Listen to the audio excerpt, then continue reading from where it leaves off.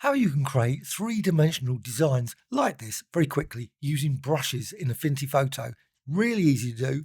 Couple of steps you need to start with the first place. So let's just go now to this document, and you've got this sort of squares, lots of different coloured squares. They're all just rectangles. So if I just go over here to the layers panel, you can see they're made up of rectangles. I've just added a red, a green, but slightly smaller obviously, all the way through and aligned them. Well, what you need to do now is to right click and then go to group with all those rectangles. And it doesn't have to be rectangles, it could be circles, etc. And right click again and rasterize. Needs to be a pixel layer. Then go over here and I'm just going to use this tool, the freehand selection tool. It's great for creating like really zigzaggedy sort of brushes. And I'm just going to just do this. Now, this isn't the brush, this is the selection, but I'm using this layer and you can see I can create all kinds of different selections and I can just do it very rapidly. Something like that. It's just, I released the art pad and pen accidentally too quickly there, but I'm going to go with that. What I need to do now is go to brushes and I can just go over here and this menu here, click here, and then down to new brush from selection. And you can see now I've got this brush. Now the brush size is pretty big. Don't want that. So let's just go to a fresh document here. Don't need the layers anymore. So let's just remove that. Well, I might bring the layers back later, but I'll just move them out of the way now. Double click this. Always like generally to reduce this down. I think 2000, 3000 for the brush is probably a bit extreme. So about 389 I'm going to go with. I'm going to also change the spacing. And now you've got this. Now, if you press B to get the paintbrush tool, you can now apply it. Just test it out. And you can see this is the brush stroke. Now I could probably reduce it down even more. So let's just reduce that down and undo. Just get rid of it.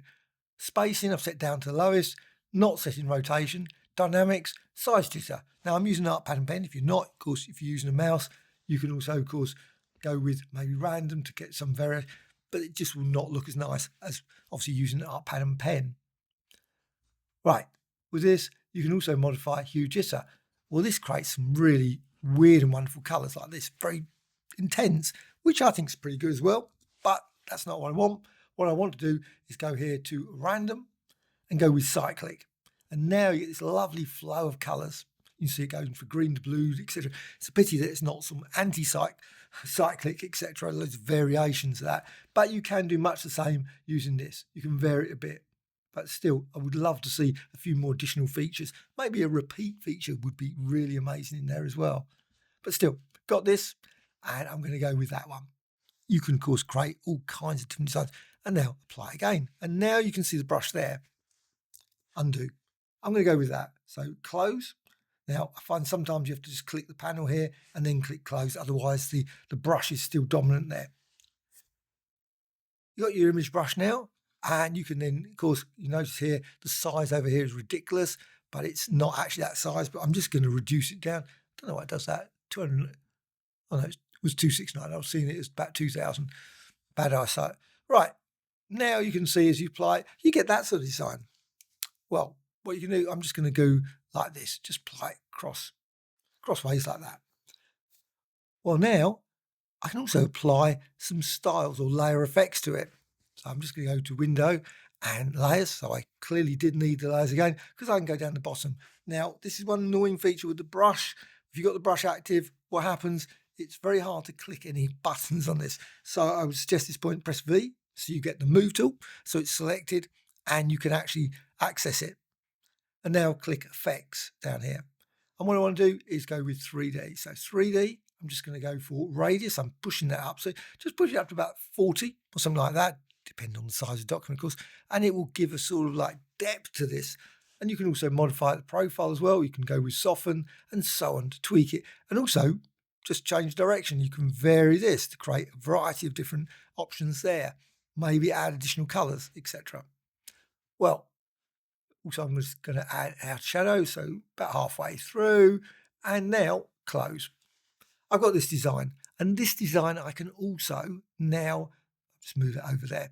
I can now save as a brushstroke, but I also can tweak it because I like this design, but I want to tweak it and distort it slightly. So what I need to do is layer and rasterize. That sounds weird because, of course, you've got this design here. You think you'd be able to save it. If you try and save it without doing this step, the brush will not have that three-dimensional element.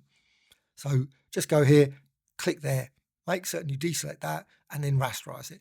Now, if you save it as a brush, it will have that. It will look like that. But I'm going to go for filters and distort and deform. And what you can do with deform, again, make certain you've actually got the move tool selected, or one of the tools that's not the brush. Otherwise, sometimes it finds very hard to actually select the actual design with this deform. I don't know why it doesn't automatically default to the move once you've done that. It doesn't do it that way. Very odd. But you can go here, just go slightly outside of this sort of toothpaste design, and then just drag in. Because what I want to do is just click there and just drag in, and you can squeeze the brush design. So click there again, and again push it in, click there, drag it in. So you can get these sort of lovely wavy design in your brush. That's what I want to achieve. So I'm just doing this, push that in there, and you can see I can go all the way along. And of course you could create infinitely more complex designs than this. This is a very basic design, and again you see sometimes you can't actually select it and it will just not allow any movement. Right, I've got this design, click apply. I really like that. Got a great little three-dimensional effect already there. This time brushes, go to the right side here, click here, and new brush from selection. And now you've got this. And I'm going to remove this, don't need that anymore. You could save it to your assets, perfectly reasonable, and use it again in the future. Here's the design I'm going to go with. What I want now is to add some rotation, size jitter. Again, all these things help if you've got an art pad and pen. But if you go for cyclic, it's not such an issue. Just apply it and it's really good. Also, you could go with scatter if you want. You could fill the whole screen with these lovely. And also, if you go back to general, you can actually put the space and you can see you get a real sort of straight away. If I press B to get the paintbrush tool active, you can see now you get this beautiful color design very quickly just by applying with scattering. And now just push that up, pressure, cyclic. Now you can't really see much when it's that size, so I'm just going to reduce it down. And you can see when you do that, you get this effect.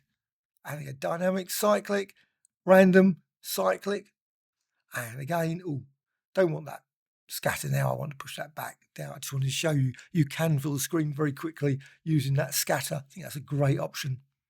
And you can see now you've got these, and you can vary these. And of course, you can create a variety of different designs, pushing it like that to that. Also, you can click here and go with different profiles to create different sort of designs that way. I think it's something that looks pretty good as well. Also, you can go here, hue jitter. Now, what happens then if you apply again the brush? If I click there, you can see the result. That's pretty small. It's only 89. So let's go for about 270. Apply again, and you can see this sort of effect. You can create a variety of different designs using that. But also, back to dynamic. There, I'm just going to go with, again, rotation jitter cyclic. I can vary that. Hue jitter, I want that to be cyclic as well. And now the colours flow nicely. It's not sort of just random colours all the way through, which I think makes it very hard to look at. And then you can get this sort of lovely, beautiful cyclic design. And I'm just going to fill the entire screen with this, and you can see all kinds of like that. But also what you can do is, of course, I can go here, put this up a bit more. And instead of that, I can go for a bit of scattering. So the scattering does sort of fill like there. And then you can see now you get this effect. And you can see all kinds of absolutely beautiful sort of three-dimensional depth designs can be created. And of course, you can just vary this, push this even more, something like that. And maybe, again, you decide, you know what, size, I can push it up to, say, 4 there. And you can get that sort of design. Of course, once you've got this, you are happy with it, you can close it, and then you can go to File, and you can export, File, and Print. And print it off like that. Go here, Scale, Fit to Printable, and you've got an absolutely wonderful post design which you can put on your wall. Also, what you can do, you can use this as a background layer.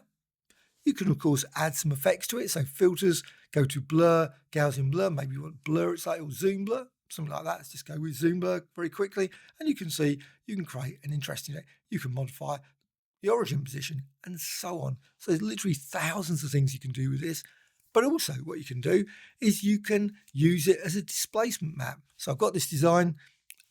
I could import obviously another image or use the same. So I've got this image. Let's just use that. That's even quicker. So I just use this, simply go to layer and then go to duplicate. So I've duplicated that and now layers, useful again to have that layers pane. You can see this one here.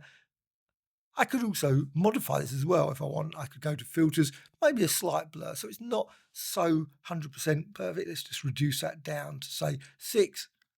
And now if I go back, obviously you can't see it. So there's the result there. So let's just go now with this one selected, go to filters and then distort and then down to displace.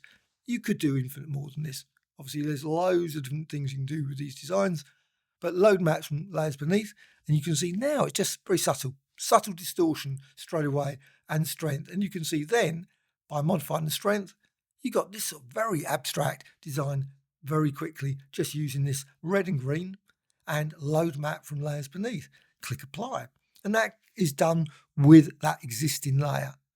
Of course, you could put these layers to maybe your assets panel in Affinity Photo, save them and then bring them in and use them as a great displacement map for all kinds of other images, as well as obviously maybe more sort of proper images that you could use them with. But this one, let's just quickly go again, exactly the same as before, file and print. I think that would look pretty good on my wall. So scale, fit to print, though perhaps it might be a bit much to look at every day, but I think that is still a pretty extreme, fascinating colour design to have on your wall and print. Obviously, I'm not going to do that, but cancel. Hope you found this of interest. Any questions, please let me know in the comments below. Always great to hear from you. A like or dislike, always appreciated. Also, are you going to be using this kind of effect? Do you use this effect, this sort of using displacement maps? Also, do you use brushes, extreme colour brushes, or do you prefer more basic sort of brushes, maybe curved brushes from very basic shapes? All kinds of things. Just be fascinating to know what types of brushes that you have been creating for yourself. Please subscribe to the channel, always adding new tutorials all the time. Bye.